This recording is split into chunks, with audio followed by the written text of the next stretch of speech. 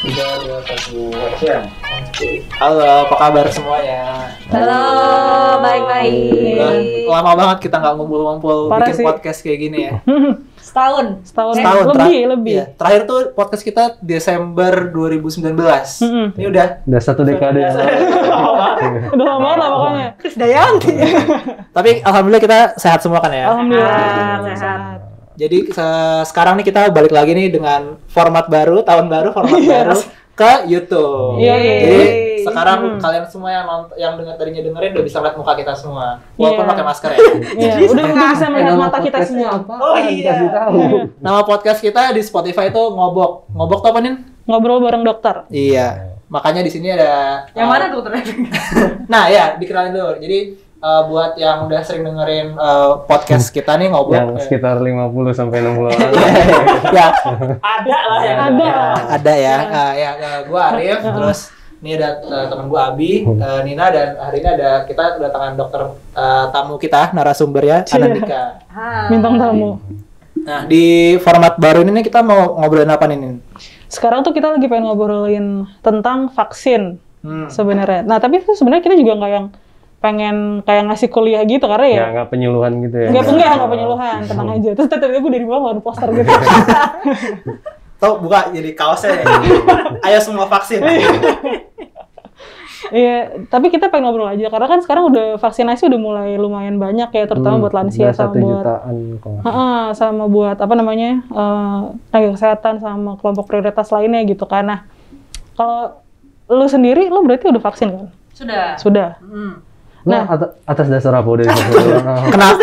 Kenapa kok lu udah vaksin gitu? atas dasar kemanusiaan yang karena gue tenaga kesehatan Oh gitu. yang berada di dalam fasilitas kesehatan.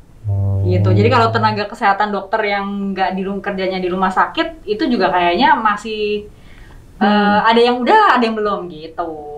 Jadi gue difasilitasi dari rumah sakit gue. Jadi yang 1 juta sekian itu berarti banyakan nakes ya? Iya, Baru ya? nakes. Nakes sama lansia juga setahu gue sih lagi kencang banget juga sih sekarang. Ya sekarang kan udah mulai buka banyak pendaftaran lansia buat divaksin kan. Kemarin tuh gue baru nganterin bokap gue vaksin juga di RSUD Durensawit dekat rumah gue. Testimoninya gimana testimoninya? Nah, testimoninya adalah, jadi tuh sebenarnya kan kalau misalnya ngikutin alur, tadinya gue berpikir akan kayak nakes gitu kan. Maksudnya akan datang sesuai sama instruksi dari SMS atau tiket vaksin atau apalah gitu kan ya. Tapi ternyata nggak kayak gitu. Sistemnya mungkin karena jumlahnya juga lebih banyak kali ya lansia. Jadi walaupun katanya ada opsi seperti itu, tapi lo datang langsung juga lo bisa ternyata gitu. Iya benar. Kemarin si Eki juga orang tuanya kemarin vaksin di RSUD Pasar Minggu. Itu juga sistemnya gitu tuh langsung datang. Jadi kayak sehari itu mereka punya kuota berapa. Nah, datangnya jadi kayak first in first come first serve gitu. Ketika udah selesai kuotanya ya udah lu baru besok palingan lu coba datang lagi. Gitu. Jadi bisa pas datang itu nggak maaf gitu bisa berarti. Udah habis gitu. Iya, karena kuota hari ini udah habis gitu, bisa. Jadi tuh sistemnya lu ngambil nomor gitu loh. Ini sebenarnya kalau menurut gue tuh kekurangannya di situ. Jadi ketika datang lu ngambil nomornya tuh rebutan, cepet-cepetan gitu loh. Cepet-cepetan. Jadi kayak kemarin tuh gue nemenin bokap gue karena bude gue alias kakaknya bokap gue tuh udah vaksin di tempat yang sama, terus dikasih tahu, "Iya lu enggak itu bude gue lu." Enggak. Ya pokoknya datang tuh jam pagi lah, jam 6-an gitu, datang ngambil nomor aja, habis itu pulang lagi. Tapi itu rese nggak rebutan gitu? Banyak nggak? Iya rese, jadi banyak rebutannya tuh banyak gitu, makanya gue bilang kekurangannya di situ, maksudnya ngambil nomornya. Tapi ketika udah mulai vaksinnya itu cepat banget sebenarnya. Alurnya udah enak, tenaga kesehatannya banyak. Terus di dalam rumah sakitnya juga duduknya jarang-jarang diatur dan segala macam, bagus lah menurut gue gitu. Tapi ya kekurangannya cuma di situ doang, di pagi-paginya itu. Proses registrasinya ya berarti ya. Kayaknya emang pas gue juga divaksin itu kayak begitu juga gitu. Jadi yang namanya meregistrasi, mendaftarkan itu hampir 5 kali kali gue daftarin diri gue di kayak apa namanya, ditanyain nick lagi, nama lagi, diulang terus saya kagak vaksin gue gitu kan. Itu maksudnya lu udah sampai di rumah sakitnya gitu? Bukan, karena gue kan sekarang lagi mengambil pendidikan spesialis kan. Itu otomatis semua terdaftar. Yang ada di RSCM semuanya terdaftar gitu. Tapi itu pun gue tetap registrasinya tetap harus kayak apa ya, banyak dan berulang-ulang gitu, tapi semuanya lewat ini sih, online, gitu, lewat apa WA segala macam gitu. Jadi tapi memang pas di hari hanya itu nggak lama gitu, memang proses registrasinya kayaknya yang bikin panjang ya. Iya. Nah, kalau dari, maksudnya ini kita mungkin ngomongin vaksinnya lebih ke dari awal dulu ya. Siapa sih yang harusnya divaksin duluan gitu? Kan tadi kita bilang nakesnya duluan tuh. Tapi kan kalau lihat dari fasenya gitu kan garda depan dulu gitu kan, yang kontak langsung sama COVID gitu. Sedangkan kan gua nggak tahu, lu langsung kontak sama pasien COVID juga apa enggak sih? Iya. Oh iya. Oh berarti emang karena lu juga kontak, makanya lu divaksin duluan gitu ya. Habis itu baru lansia lagi sedang ya yang sekarang ya. Sama abis lansia tuh ada guru ya. Kayaknya sekarang tuh udah mulai barengan deh fase 2, lansia, pedagang, pasar. Sama kan kemarin gue liat wartawan juga udah divaksin kan. Guru juga, tapi nyokap gue tuh guru tapi belum dapat di sekolahannya. Tapi ngomongin libur kali ini. Jadi kan nggak kontak ya. Ngomongin lansia juga kayak ada grade-grade-nya gitu kan, umurnya, maksudnya bukan grade sih, kelompok usianya gitu ya. Lansia unggul. Lansia premium sama regular ya. Enggak, lansia 60 ke atas ya kalau nggak salah yang dikategorin sebagai lansia deh. Iya, 60 ke atas. 60 ke atas ya. Terus tuh ada umur 40-an tuh kayak udah dikategorin menjelang lansia atau apa gitu. Ada. Oh iya. Kemarin tuh denger radio tuh penyiar radio udah umur 40-an dikategorin hampir lansia. Itu mungkin lebih ke ekspektasi dia kali yang harus di-manage ya. Dia mungkin udah ngerasa tua. Jadi minta kalau bisa lah divaksin saya gitu. Maksudnya kayak ada kategori usianya gitu. Nah, kita yang anak muda ini belakangan kali ya. Tapi kenapa sih? Maksud lu kalau dari nakes gitu, kenapa lansia duluan gitu yang divaksin? Karena pertama vaksin itu syaratnya adalah pokoknya secara logika adalah siapa yang paling bukan paling rentan. Kalau dari nakes yang berhadapan langsung, misalnya ya lo kayak misalnya lagi perang, tentaranya maju, kagak mungkin dong kagak kasih pistol maksudnya ayo kalau perang pakai apa? Obat kuat gitu ya, nggak mungkin dikasih obat kuat gitu kan, jadi pasti pakai. Nah gitu, yang garda berikutnya adalah orang-orang yang rentan gitu, orang-orang yang rentan karena apa sih? Karena kan tujuannya vaksin itu kan supaya menciptakan kekebalan.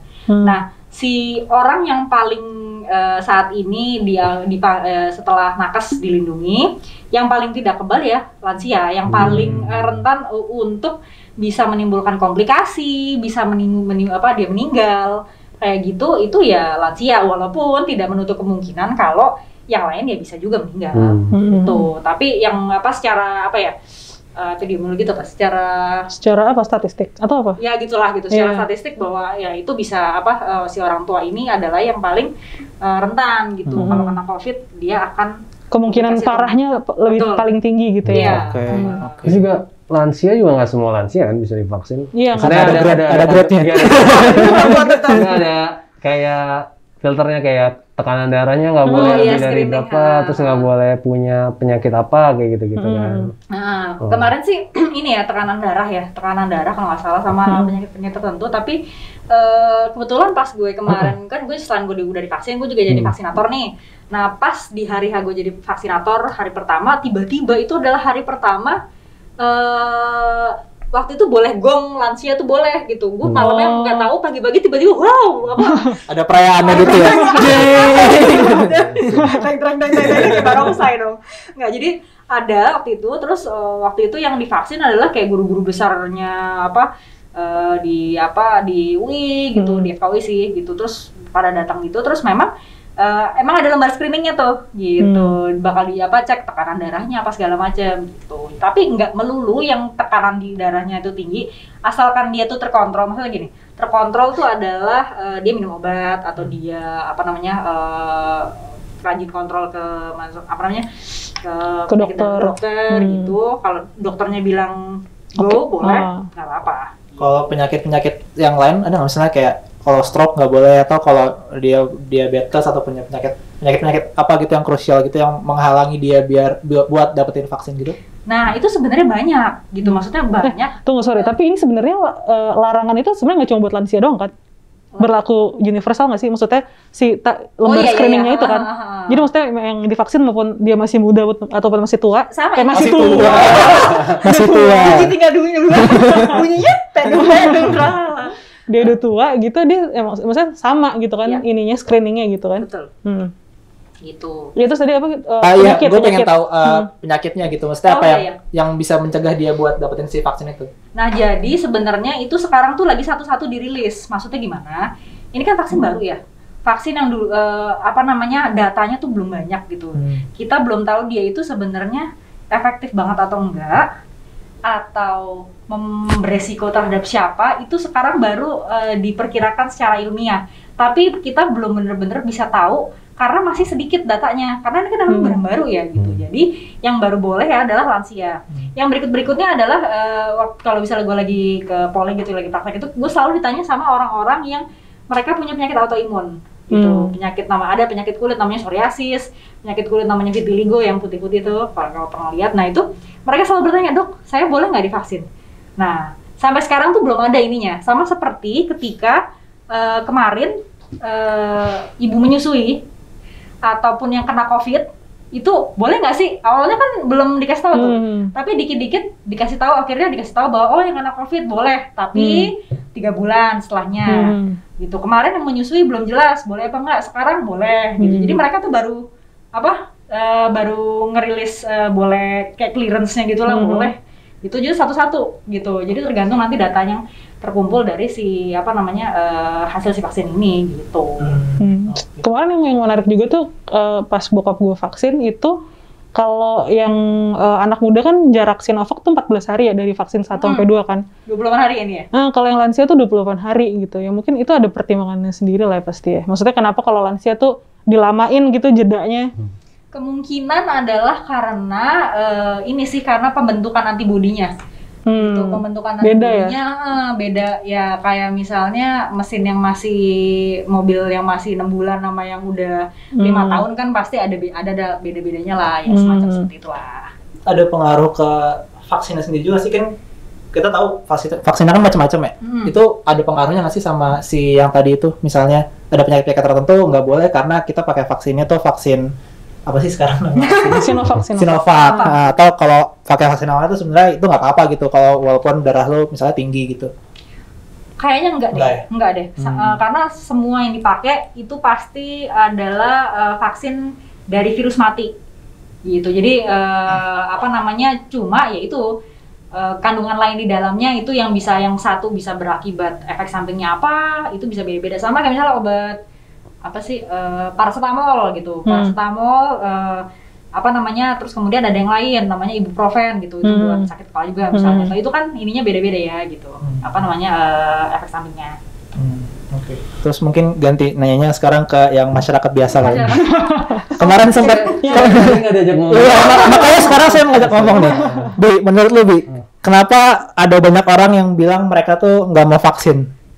Takut kayaknya. Warga Depok gimana warga Depok? Kan zaman sekarang mah karena perkembangan digital ya, WhatsApp gitu-gitu, Facebook, waduh banyak banget orang yang bilang vaksin A gini, vaksin A gini. Apa sih ininya isunya yang beredar? Macam-macam, dari haram, meninggal, chip tanamin chip. Apa ya? Gue baru tahu tuh yang chip tuh. Tanamin chip 5G sama Bill Gates loh. Iya. Kalau bisa dicolok ke handphone sih nggak apa-apa ya. Iya, terus apa lagi ya hoax ini? Kalau hoax yang beredar di grup RT dan RW gue adalah to the point, ininya bilang ya, kalau vaksin dibilangnya sebentar lo meninggal. Lah kan emang semua orang meninggal. Iya. Dan pasti bener dong berarti ya. Berarti nggak hoax dong ya. Iya juga sih. Ya gitu. Jadi emang macam-macam sih ya hoaxnya, kayak yang bikin orang ragu gitu. Sebenarnya kalau misalnya dibilang sekarang kan kita juga kayak belum bisa ngejamin, lo vaksin tuh lo pasti kebal COVID, itu kan enggak juga gitu. Coba kan ini sebagai usaha aja biar lo nggak parah. Kalaupun kena tuh jadinya nggak parah-parah banget gitu kan kalau vaksin. Isunya haram deh yang gede juga kan. Tapi kan sekarang vaksin udah dapet kayak sertifikasi MUI gitu kan. Kalau dalam keadaan darurat kayak gini ya harusnya sih nggak masalah. Tapi masih banyak tuh orang-orang yang kayak gitu tuh. Maksudnya orang-orang di sekitar kita gitu, entah bapak lu, ibu lu, tetangga lu atau siapa, pasti ada orang kayak gitu tuh. Iya, makanya. Katanya kalau misalnya masih banyak yang penolakan vaksin kayak gitu, herd immunity-nya ini dong, apa namanya, makin lama nggak sih atau gimana ya kalau gitu ya? Ini contoh aja ya, dulu zamannya kayak gue tua banget gue. Soeharto gitu. Lama ya. Contoh dulu sebelum adanya polio, itu kan penyakit yang sangat debilitating banget lah. Ada kemudian penyakit yang namanya variola. Variola tuh kayak cacar tapi parah banget tuh. Mematikan itu, gitu zaman dulu gitu. Itu aja kalau nggak salah, gue agak ketuker angkanya.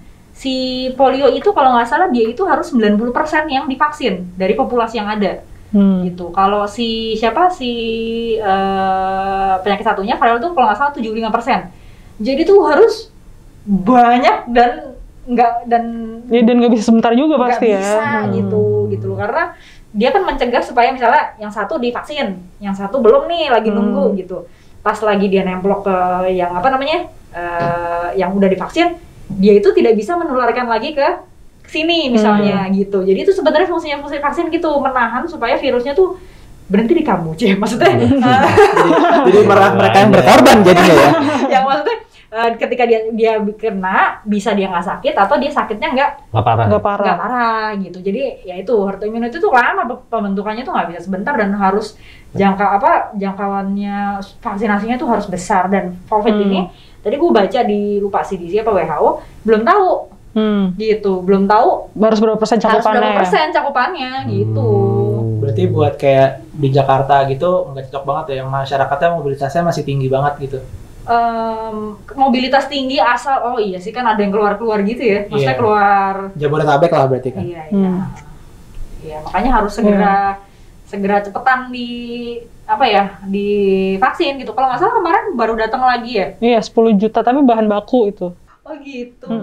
Jadi menurut kalian gimana caranya bisa ngerubah mindset orang-orang yang tadinya tuh anti sama vaksin tuh terus jadi bisa divaksin gitu? Jadi mau divaksin. Kalau buat orang-orang kayak gitu pendekatannya mesti beda-beda deh. Kalau misalnya orang yang haram gitu, kayak kita cari aja kayak fatwa atau apa. Terus baru lagi nih gue dengar tadi nih, baru OTW kesini dengar di radio mobil, katanya kalau misalnya mau pergi haji mulai Juli 2021 ini bisa pergi haji nih buat orang-orang yang di luar Arab Saudi, tapi mesti ada sertifikasi vaksin. Nah itu bisa tuh jadi apa namanya? Jalan gitu ya. Nah jadi iming-iming buat mau pergi nggak mau pergi haji berarti nih. Vaksin dulu gitu kan. Udah mampu tapi belum vaksin. Aduh. Iya, pergi haji tapi jika mampu tapi vaksin nggak mau. Tambah satu lagi. Iya. Terus kalau misalnya orang-orang yang emang bebel yang percaya hoax kayak gitu kayak agak sulit sebenarnya. Mesti kalau misalnya pun dikasih bukti-bukti ilmiah, pasti dia punya bukti-bukti ilmiah versinya dia sendiri gitu. Apalagi ini adalah baru, yang lama aja. Ya kan sebelum sekarang aja kan udah banyak anti-vax kan. Itu aja udah terbukti beneran. Ininya kok saksi sih apa? Yang divaksinnya tuh udah banyak gitu. Udah banyak banget gitu, memang terbukti iya. Dan beneran bikin herd immunity gitu ya. Gak cuma ilmu doang gitu. Ini kan sekarang baru ilmu doang kan gitu. Jadi kita lagi semakin gampang ininya sih hoaxnya semakin emang harus dapat review bintang 5 dulu kalau baru percaya. Reviewnya kayak harus bagus dulu gitu kan. Iya, benar-benar. Mungkin kalau misalnya anak muda ya disasar ke buzzer public figure kayak gitu-gitu kali ya biar lebih gampang ya kan. Orang lebih percaya sama selebgram tuh ketimbang ilmuwan. Selebgram, dokter juga nggak ini. Dokternya harus jadi selebgram. Dokternya harus mikir biar gimana caranya dia bisa menginfluence orang-orang itu ya. Nah iya. Kayak kemarin yang diundang Rans Entertainment kan. Bukan ini ilmuwan. Bukan dari ID gitu. Karena followersnya paling banyak kan. Jangan remehin orang-orang yang kayak gitu. Iya. Nah, setelah tadi kan lansia sama abis itu apa lagi sih? Siapa lagi? Baru kita warga biasa nih.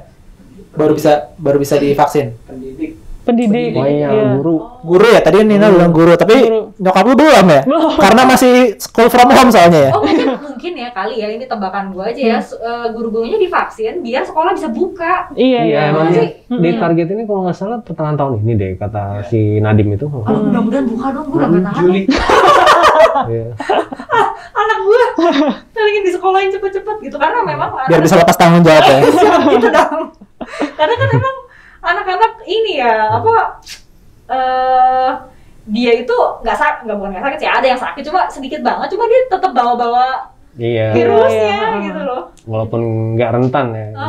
Gitu. Sebenarnya sih sekarang kayak udah banyak lapisan yang divaksin ya, maksudnya yang dianggap rentan gitu. Cuma gue nggak tahu apakah itu udah rata atau belum, karena kayaknya sekarang kan yang kelihatan tuh baru seremonialnya aja tuh, kayak yang guru tuh baru yang di salah satu SMA doang, yang di 70 kemarin di berita sih dibilang di SMA 70. Karena emang yang berdasarkan popularitas juga kali kembali ya.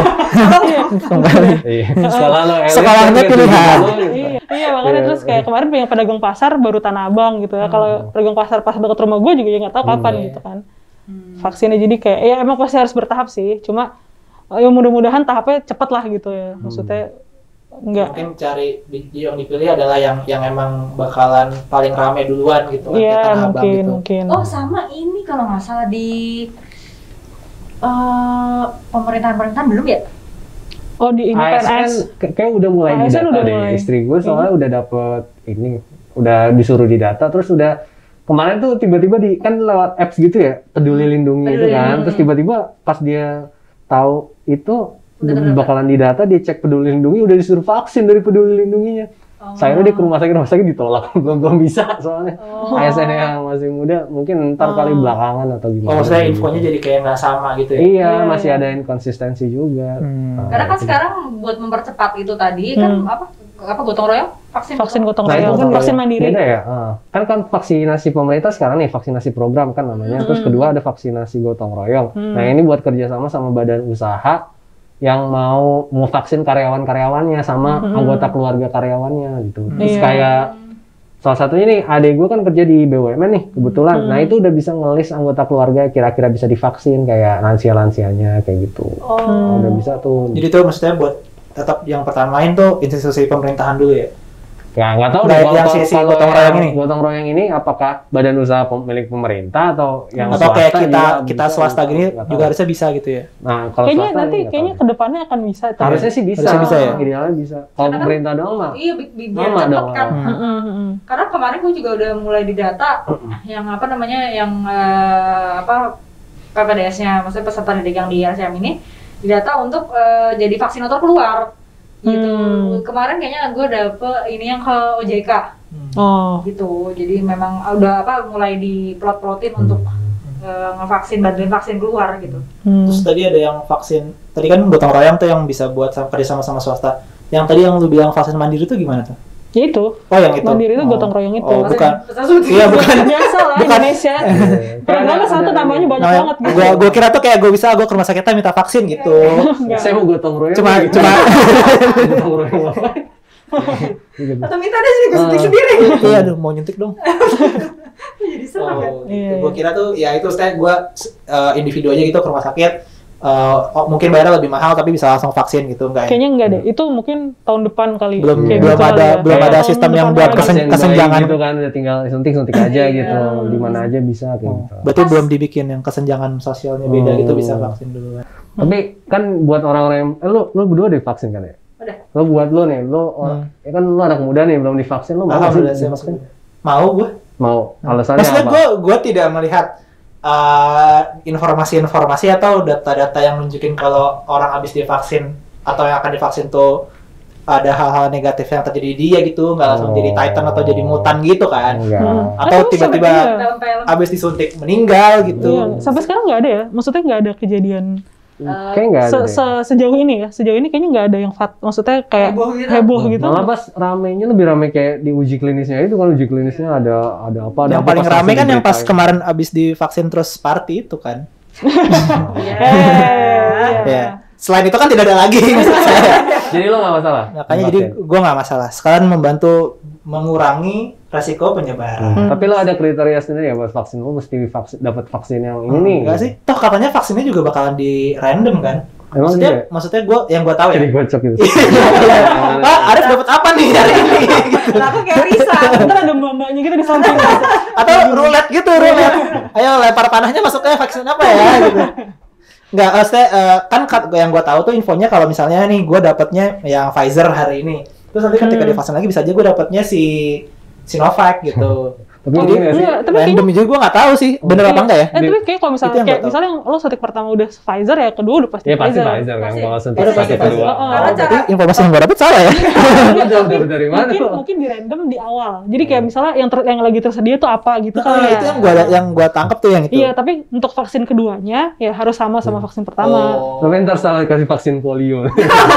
Berarti nanti kemungkinan bakal ada grup-grup WhatsApp per brand vaksin gitu lah ya.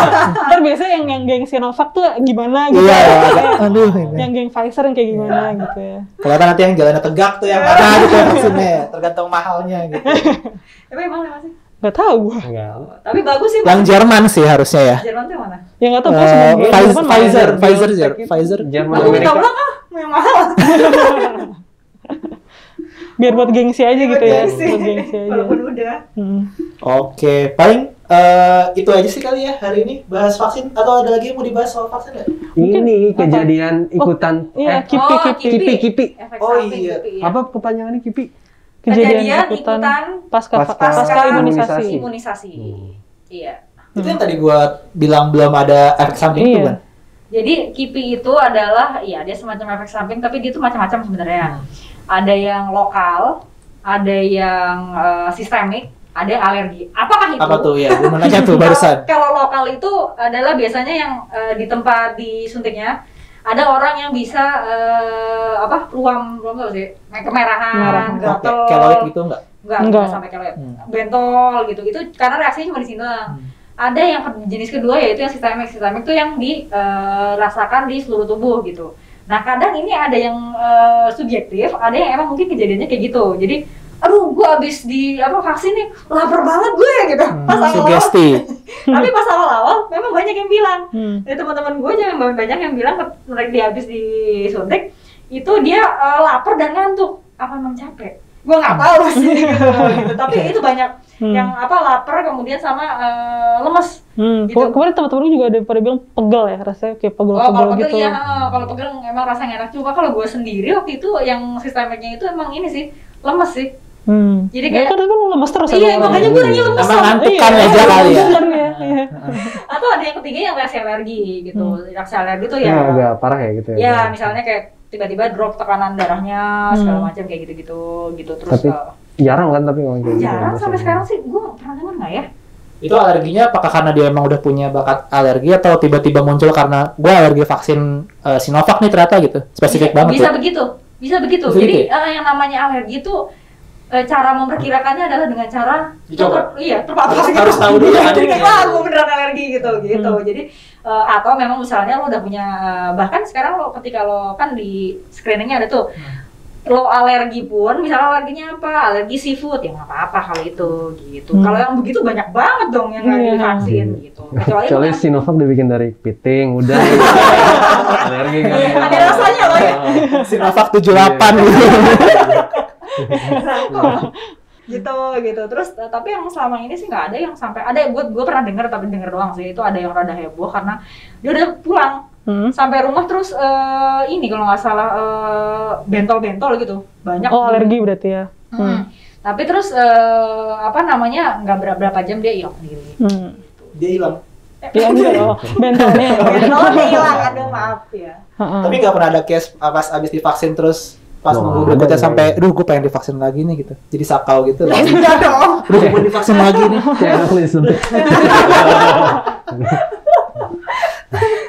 Aduh. Ini seru juga kalau ada yang kayak gitu ya. Tahu.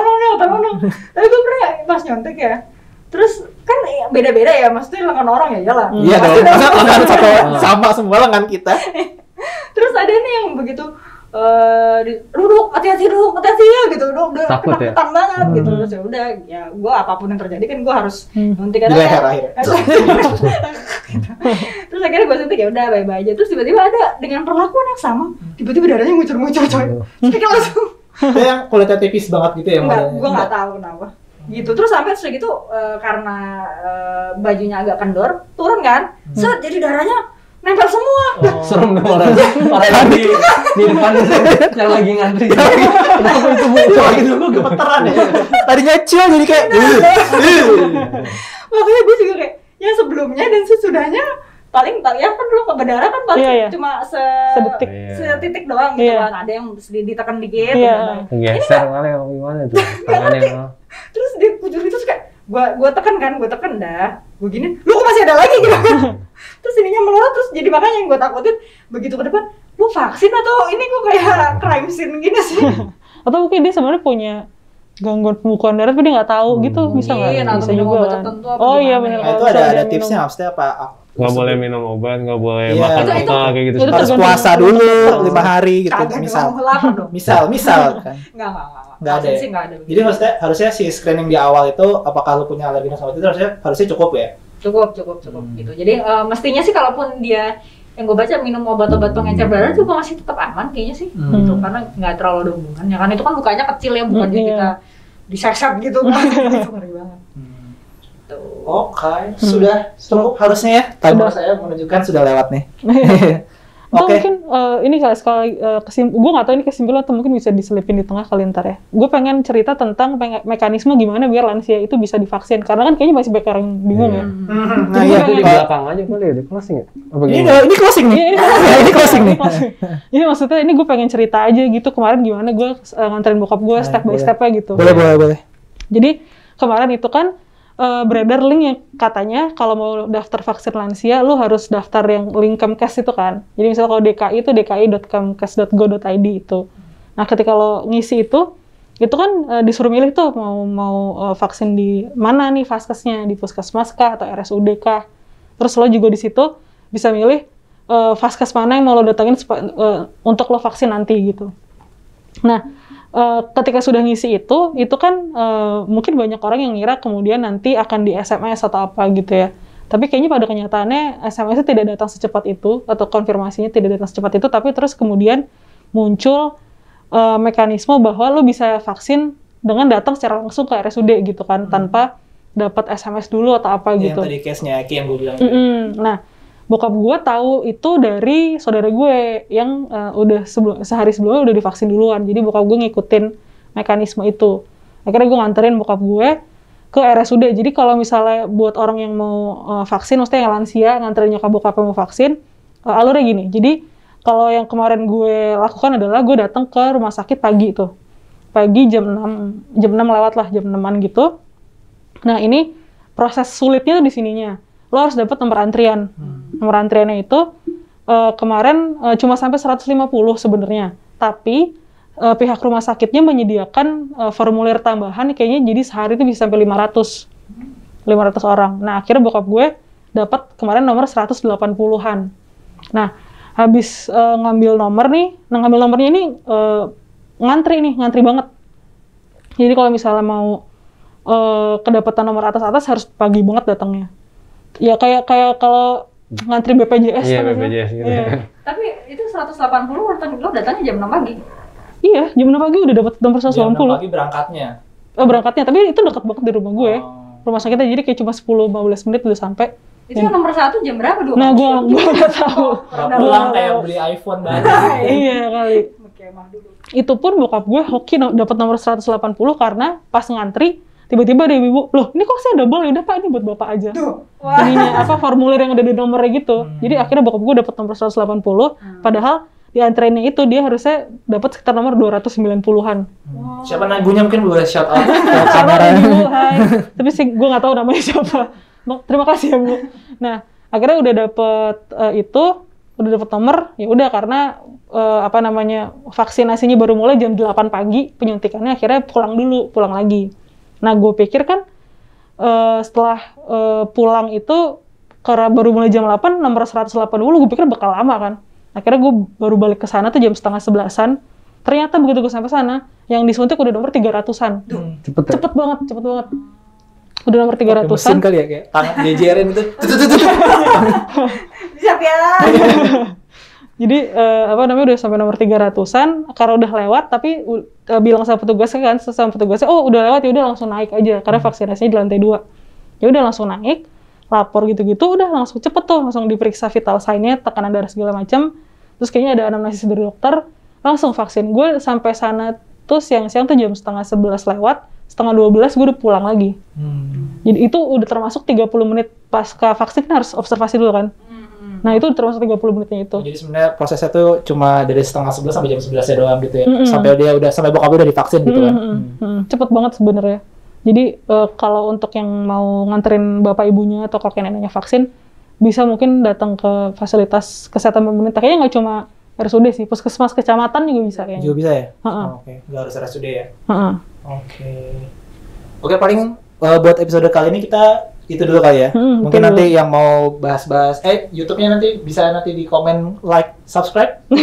Kalau mau bahas soal vaksin, ya mau nanya soal vaksin kali ya. Mau nanya soal vaksin boleh. Like apa sih urutannya? Like, comment, sama subscribe. Iya, like, comment, sama subscribe. Kelihatan banget baru pertama kali bikinnya. Oke, paling thank you semuanya, Bi. Thank you. Oke, sampai ketemu di episode selanjutnya kali ya. Iya. Oke, thank you. Bye.